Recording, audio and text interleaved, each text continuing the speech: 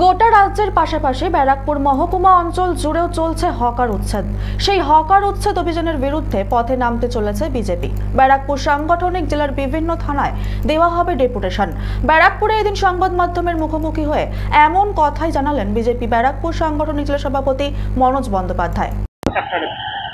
দেখুন, এটা পশ্চিমবঙ্গ সরকার একটা হচ্ছে যেটা আমরা বারবার বলছিলাম যে রাজ্যের মুখ্যমন্ত্রী তিনি দিন তুলকের মতন আচরণ করছেন। যখন যেটা মনে হচ্ছে তিনি করছেন।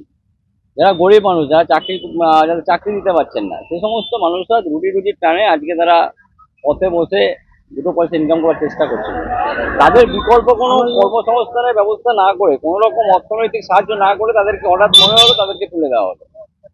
তো এই যে এটা গিমিক, নিশ্চিতভাবে রাস্তা পরিষ্কার করার দরকার আছে, তার সাথেও আমরা সহমত আছি, কিন্তু তার বিকল্প ব্যবস্থা করতে হবে। রাজ্যের যে সমস্ত যুবক যুবতী আছে, বেকার যুবক যুবতী আছে, তাদের কর্মসংস্থানের ব্যবস্থা করতে হবে।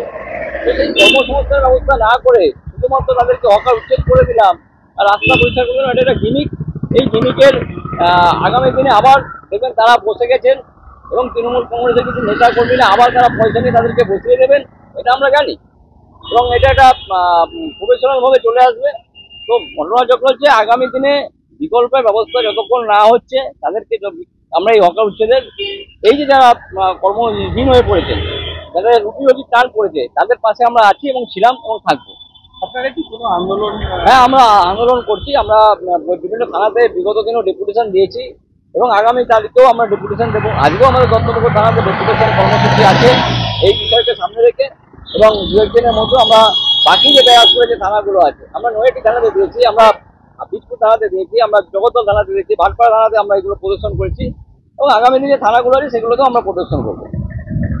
ব্যারাকপুর থেকে সৈকত গাঙ্গুলির রিপোর্ট, চ্যানেল 24/7।